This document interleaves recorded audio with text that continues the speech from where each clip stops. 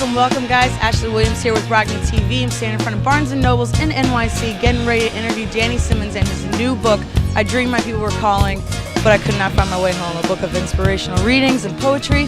So let's go on inside. Follow me in.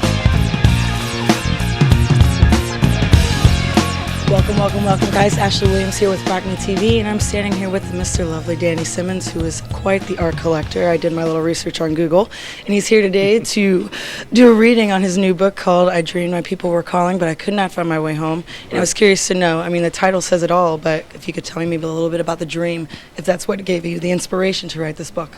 Well, the inspiration to write this book, the book came in different ways. I had been writing the poetry for a long time, and a painting of mine by that title inspired it to be turned into a book. Because I had the paintings and I had the poetry. This was done as more of a project of me putting together and matching my paintings and poetry together. Then I sat down and said, let me do a book of paintings and poetry.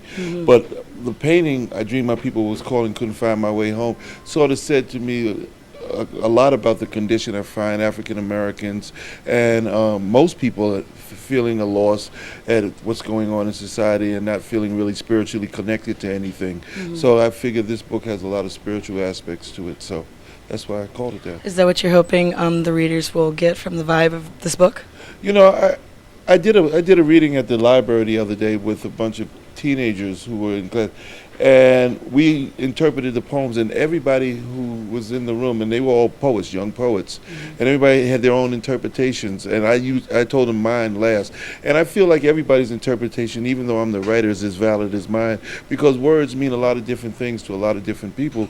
And so if the poem moves you to think about something in a certain way and you end up there, that's not to say that what I meant is any more valid than what they got from it. So. Now, who or what is the people you're referring to in the title? I Dreamed My People. People can be taken as many different things. Well, my spiritual people, you know, people have a romanticized notion of what Africa is and was and this, that, and the other. And part of what that's talking about is not being able to find the Africa that was so romanticized in the 70s and the 80s, and, you know, not being able to deal with the true facts of what's going on the continent at the moment. So, you know, and being able to deal from where we are instead of dealing from a romantic notion of the way things you want them to be. What's the next step for you after this reading today? I'm chairman of the ball at the Brooklyn Museum, so I'm running from here to there. But the next step, as far as literally, is I have to do the sequel to 3 Days as the Crow Flies, and just a number of other projects. I got so many projects on my plate right now. Going on. And when I did my little Google research, I saw that you have a place in Brooklyn, and it's a hallway, I believe, all filled with decorated with art. Is that open to the public, or just for your collection? No. We have the Corridor Gallery in Brooklyn, which is a project of my larger foundation, the Rush Philanthropic Arts Foundation. And in the Corridor Gallery is ongoing, rotating exhibitions. In my apartment, I have over 1,000 to 1,200 art objects. Wow. My loft, actually. And so, yeah, that's open to the public. My apartment is not. Understandable. What's your favorite kind of art that you normally try to go after and buy?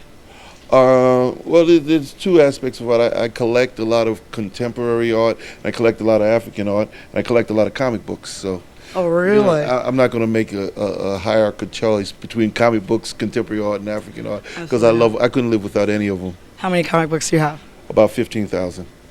What do you plan on doing with all of those? They're just in boxes, but I have two kinds of comic books. Vintage comic books from like the 40s and the 50s, which is my 401k plan. Nice. And then I have like comic books I read and go to the comic book store every Wednesday and pick those up. Right. So is there a website at all that any of our viewers can go and check you out and everything that you're a part of? There's two websites that I would send people to. One is thecorridorgallery.org, and that has a lot of my paintings on it, about 100 paintings. And then if you want to know more about my foundation and the work we do with children, you can go to rushphilanthropic.org. Thank you very much, Mr. Danny Simmons, and good luck with the reading. And stick around, viewers. You guys are going to hear it straight from his mouth, so don't shake that string. I'll see you later. All right, peace. All right, guys, there you have it. Ashley Williams here with Rockney TV. Had a nice reading, had a nice interview. I had a great time. Hope you had a good time. And until next time, don't shrink, that's shrink.